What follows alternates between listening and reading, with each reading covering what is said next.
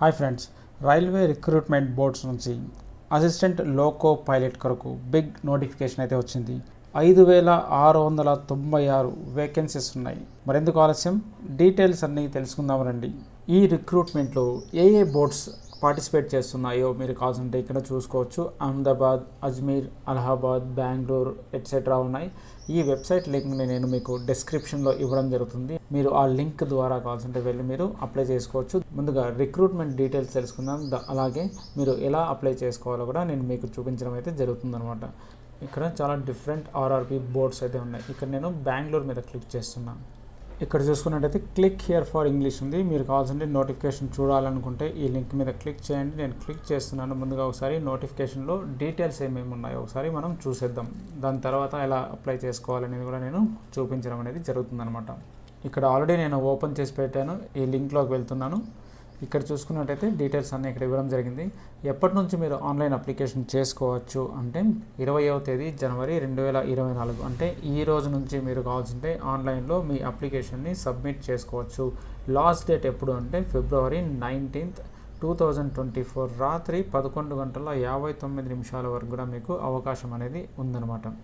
ఒకవేళ మీరు online application submit చేసేటప్పుడు ఒకవేళ మిస్టేక్స్ కనుక చేసినట్టయితే మీకు 20వ తేదీ నుంచి అంటే February 20వ తేదీ నుంచి 29 వరకు కూడా మీకు కరెక్షన్ విండో అనేది ఓపెన్లో ఉంటుంది.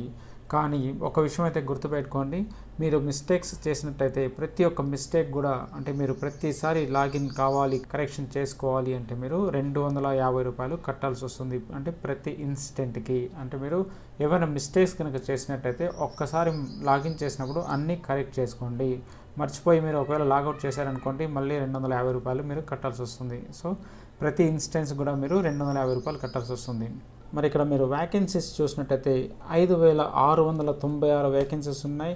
అలాగే ఏజ్ చూసుకున్నట్టయితే 18 సంవత్సరాల నుంచి 30 సంవత్సరాల లోపల ఉండాలి. మరియు మెడికల్ స్టాండర్డ్ టెస్ట్ అనేది ఒకటి ఉంటుంది ఫ్రెండ్స్. ఈ టెస్ట్లో మీరు క్వాలిఫై అవ్వాల్సి వస్తుంది. ఈ టెస్ట్ కూడా మీకు లాస్ట్లో ఉంటుందన్నమాట. మొత్తం 5 రౌండ్స్ ఉంటాయి. ఈ 5 రౌండ్స్లో లాస్ట్ది మెడికల్ స్టాండర్డ్ రౌండ్ ఉంటుంది. అప్పుడు మీరు ఈ మెడికల్ స్టాండర్డ్ టెస్ట్లో మీరు పాస్ కావాల్సి వస్తుంది. ఒకవేళ ఫెయిల్ అయిపోతే కూడా మీరు మీ అప్లికేషన్ రిజెక్ట్ చేయబడుతుంది. ఇనిషియల్ పేమెంట్ ఎంత ఉంటుంది అంటే ₹19,900 ఉంటుంది. ఇనిషియల్ పేమెంట్ అంటే శాలరీ అనమాట. స్టార్టింగ్లో ₹19,900 ఉంటుంది.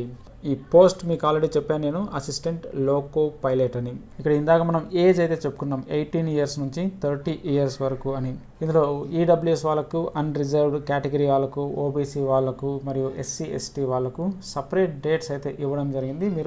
మీకు ఏదైతే స్టార్టింగ్ డేట్ ఇచ్చింటారో ఆ డేట్ నుంచి ఎండింగ్ డేట్ లోపలే మీ డేట్ ఆఫ్ బర్త్ అనేది ఉండాలి. అది ఏ పేజీలో ఉందో ఒకసారి నేను మీకు చూపిస్తాను.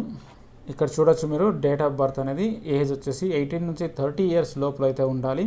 అన్రిజర్వ్డ్ మరియు ఈడబ్ల్యూఎస్ అంటే ఎకనామికలీ వీకర్ సెక్షన్స్ వాళ్ళకైతే July 2, 1994 దాని తర్వాతే మీ డేట్ ఆఫ్ బర్త్ ఉండాలి. లేదంటే ఇదే రోజు మీరు పుట్టినా కూడా మీరు కావాల్సింటే అప్లై చేసుకోవచ్చు. మరియు ఓబీసీ నాన్ క్రీమీ లేయర్కి వచ్చేసి July 2, 1991 ఉండాలి. అంటే ఇక్కడ ఇయర్ చూసుకున్నట్లయితే మీకు డిఫరెన్స్ ఇచ్చారు. అలాగే ఎస్సీ ఎస్టీ వాళ్ళకైతే July 2, 1989 నుంచి ఆల్ క్యాండిడేట్స్ వచ్చేసి 1/7 అంటే July 1, 2006 లోపలే మీ డేట్ ఆఫ్ బర్త్ అనేది ఉండాలి. ఒకవేళ మీరు ఎస్సీ ఎస్టీ అనుకోండి ఈ డేట్ నుంచి ఈ డేట్ లోపల మధ్యలో ఉండాలి. ఒకవేళ ఓబీసీ అనుకుంటే ఈ డేట్ నుంచి ఈ డేట్ మధ్యలోనే మీ డేట్ ఆఫ్ బర్త్ అనేది ఉండాలన్నమాట. నేను మీకు ఇంతకుముందు చెప్పాను మెడికల్ స్టాండర్డ్ టెస్ట్ ఉంటుంది అనేది. విజన్కి సంబంధించిన డీటెయిల్స్ ఇక్కడ ఇవ్వడం జరిగింది. డిస్టెంట్ విజన్ వచ్చేసి 6/6 ఉండాలి. మరియు వితౌట్ గ్లాసెస్ వచ్చేసి విత్ ఫాగింగ్ టెస్ట్ వచ్చేసి 6/6 ఉండాలి. నియర్ విజన్ వచ్చేసి 0.6 మరియు వితౌట్ గ్లాసెస్ వచ్చేసి 0.6 ఉండాలి.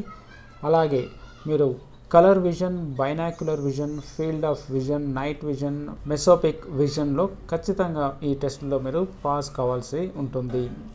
ఎడ్యుకేషనల్ క్వాలిఫికేషన్స్ కూడా ఒకసారి మనం చూసుకుందాం, ఎవరు దీనికి అప్లై చేసుకోవచ్చు అనేది. ఇక్కడ మీరు చూడొచ్చు మినిమం ఎడ్యుకేషనల్ క్వాలిఫికేషన్ అనేది ఇచ్చారు అసిస్టెంట్ లోకో పైలట్ కొరకు. మనం ఈ ఎడ్యుకేషనల్ క్వాలిఫికేషన్ డీటెయిల్స్ కూడా మనం తెలుసుకుందాం. మినిమం వచ్చేసి మీరు మెట్రికులేషన్ ఉండాలి. అలాగే విత్ ఐటీఐ పాస్ అయి ఉండాలి.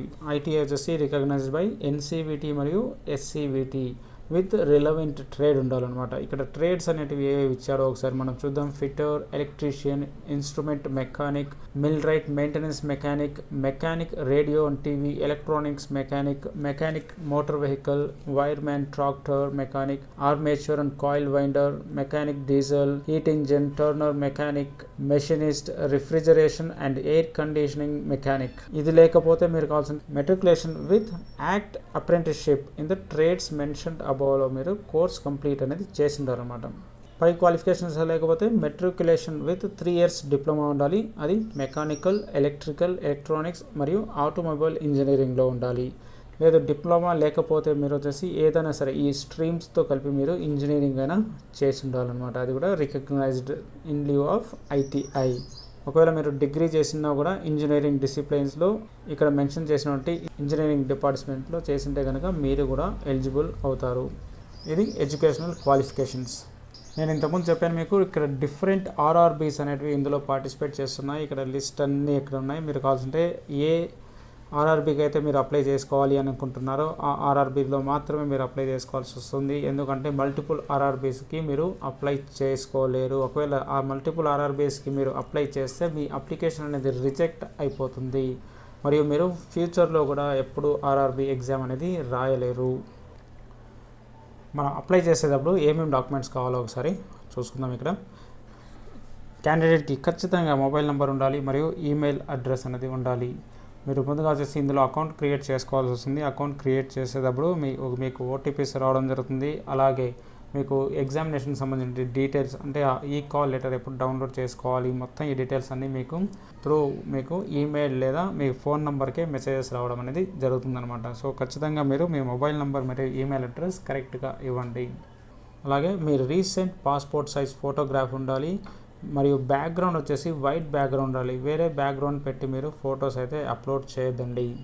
అలాగే సేమ్ ఫోటో వచ్చేసి మీ దగ్గర 12 కాపీస్ అనేది మీరు పెట్టుకోవాలన్నమాట. ఎందుకంటే ఎప్పుడైతే డాక్యుమెంట్ వెరిఫికేషన్ జరుగుతుందో అప్పుడు సేమ్ ఫోటోని అడగడం జరుగుతుంది. అది కూడా 12 కాపీస్ అడగడం జరుగుతుంది. అలాగే క్యాండిడేట్ సిగ్నేచర్ వచ్చేసి ఇన్ రన్నింగ్ హ్యాండ్ రైటింగ్లో ఉండాలి. అది కూడా బ్లాక్ కలర్లో ఉండాలి. వేరే చోట మెన్షన్ చేయడం జరిగింది. సో దానికోసం మీరు బ్లాక్ కలర్లో మాత్రమే మీరు సైన్ అనేది చేయండి. ఒకవేళ మీరు SC ST అయితే మీ క్యాస్ట్ సర్టిఫికేట్స్ని PDFలో స్కాన్ చేసి అప్లోడ్ చేయాల్సి వస్తుంది. అది ఒక 500 KB లోపలే ఉండాలి.